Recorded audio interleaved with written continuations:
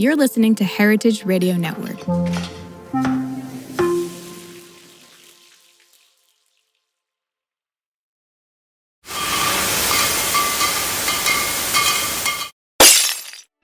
It's Caroline with Erica and Scott today. We are looking over the Sovos ShipCompliant mid-year DTC shipping report that tracks how wineries are selling directly to consumers outside of the three-tier system. It compiles millions of transactions through ShipCompliant with Wine Business Analytics winery data, giving a broad snapshot of this channel. The 2025 mid-year findings show a continuation of the downturn that started in 2022, with declines in both volume and value, but also some interesting shifts in price, consumer behavior, and state-by-state performance. So what were your takeaways on the report? Yeah, I'll hop in. I think like the biggest takeaway for me is that shipments here, they dropped 12% year over year in volume to 2.7 million cases and 6% in value to about $1.7 billion.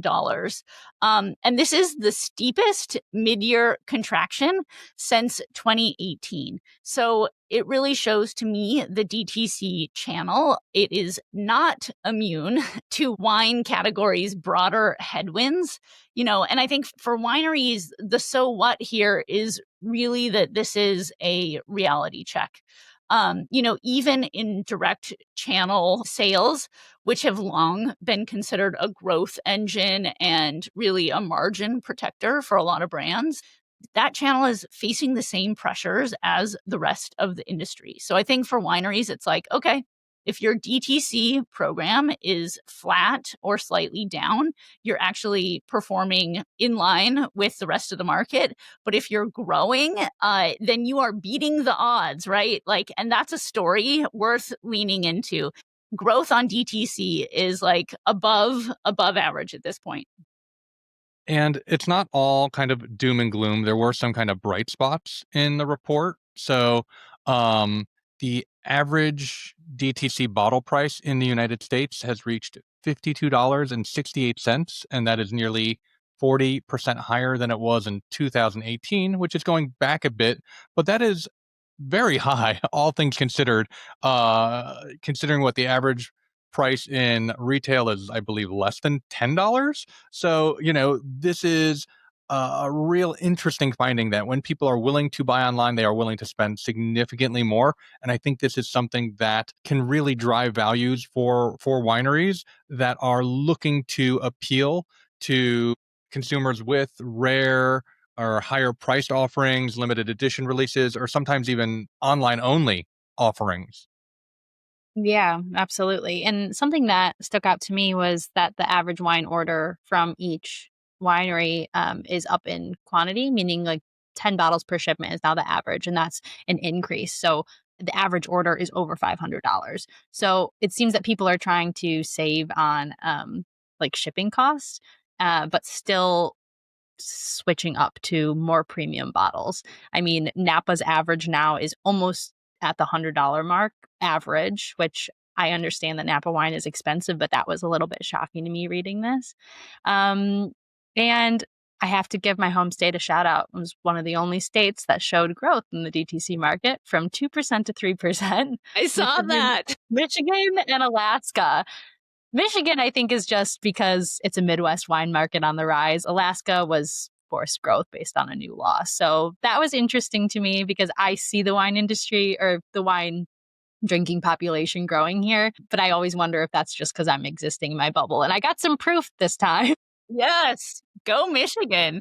Yeah, I mean, it definitely seems like customers they may be buying fewer bottles, but this premiumization, this trading up is like still happening. And I think that, it could suggest kind of like a bifurcation in the market.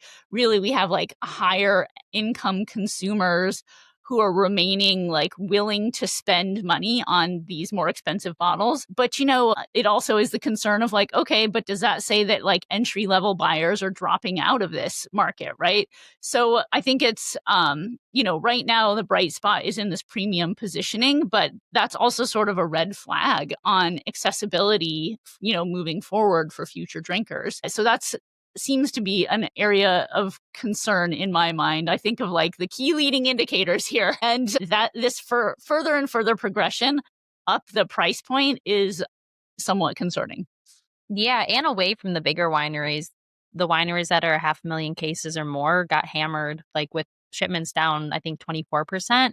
Though the tiny producers were the ones who are kind of carrying that premiumization, making really little wine, but charging a lot of money for it. So I don't really know what that means, to be honest with you, but I think you said it best. There's definitely an opportunity here to, per one of the findings, incentivize these larger orders. So, Caroline, as you pointed out, the average order is around 10 bottles. I think they were 9.9, but that is still less than a typical 12 pack, right? So, in a world where they perhaps get consumers ordering maybe less frequently, but getting these larger cart sizes, which has been a trend, and there could be efficiencies gained. Now, obviously, no one's typically ordering 9.9 bottles. That's an average, or even 10. But the fact that it's not landing squarely at, say, 12 is kind of a head scratcher.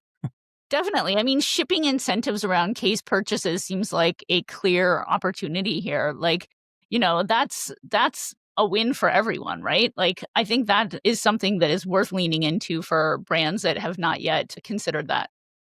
That's great. Well, I think we should leave it there. And I want to ask one question to our listeners on this segment. Do you think that we are watching the premiumization of DTC wine, or are we pricing out the casual drinkers? Send us the DM and let us know. That's all we have for today. So thank you for joining us on the Business of Drinks. Please follow us on Apple, on Spotify, YouTube, wherever you're listening, and hit the follow and notification button so that you'll always know when we post a new episode. Please share us to social or hit the star rating. It really helps us find new listeners. And finally, if there's anything you'd like us to cover, please send us a message. Our emails are open at podcast@businessofdrinks.com, as well as in our Instagram and LinkedIn DMs. We'll see you soon.